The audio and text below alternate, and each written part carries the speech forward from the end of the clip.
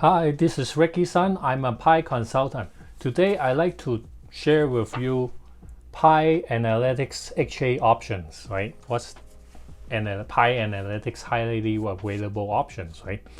And as you know, Pi Analytics can only have one, right, per each AF servers, right?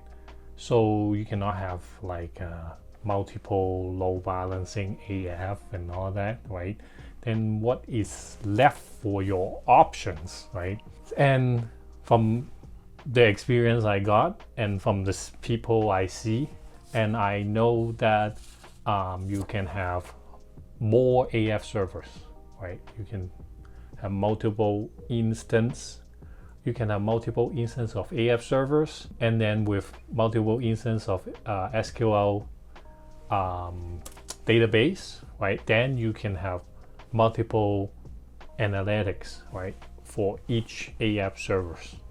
It's going to be scattered across different AF servers, so people will not be able to see everything in one hierarchy, right?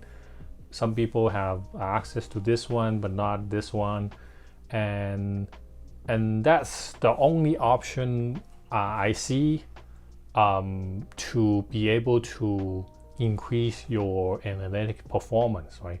Otherwise, you have really gigantic AF servers with a gigantic SQL database, right? And then every time when analytic is restarted, the backfill is going to be taking very long, right? It might be like 8 hours or longer, right? From what I see. So, but the nice thing about that is like you can have multiple AF servers, and these different AF servers can point to the same data archive, right? Or Pi Collective, right? So the data is pulling from one data archive, but you can have multiple AF servers. And when you have multiple AF servers, you can have also analytics with the AF servers. So that's what I see. The people who want higher performance, not to backfill so long, because there's an auto backfilling features, right? When you have that turn on, and when you have so many analytics going on, like my client have like 300,000 analytics running, right? So that will backfill very long, right? And the way to increase the performance is to have more AF server. But right now we have one AF servers and one analytics, right? So I want to touch on the disaster recovery option as well, because like when, let's say, analytics is down, then am I going to have no more calculation working, right? So I want to talk about the DR options, right?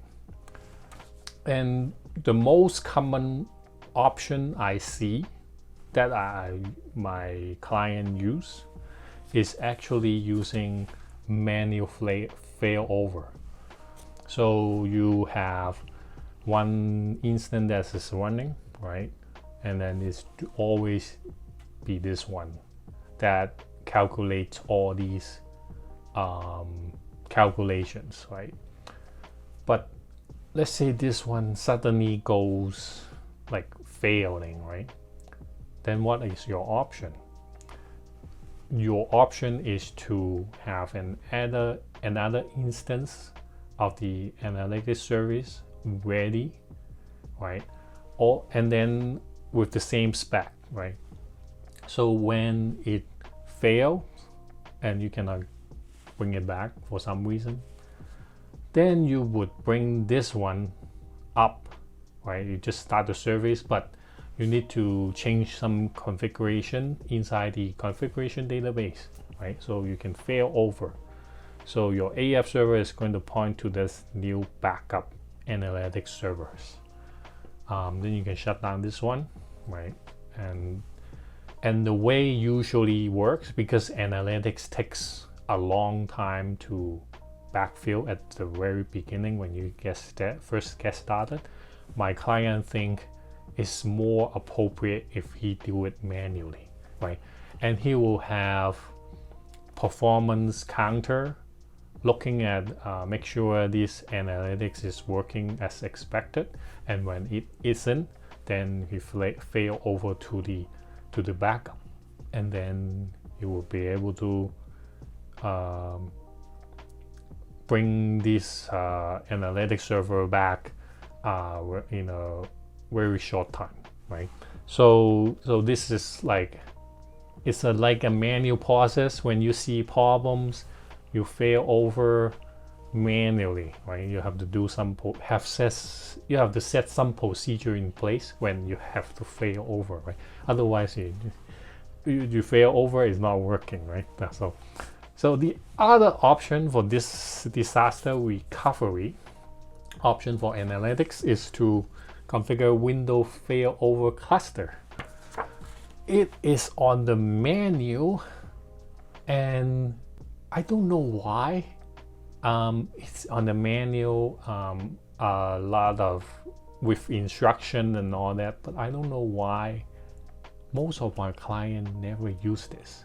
So it's not a common option to have failover cluster set up. But just to throw it out, right? This is an option, and it is an automatic failover, right? Because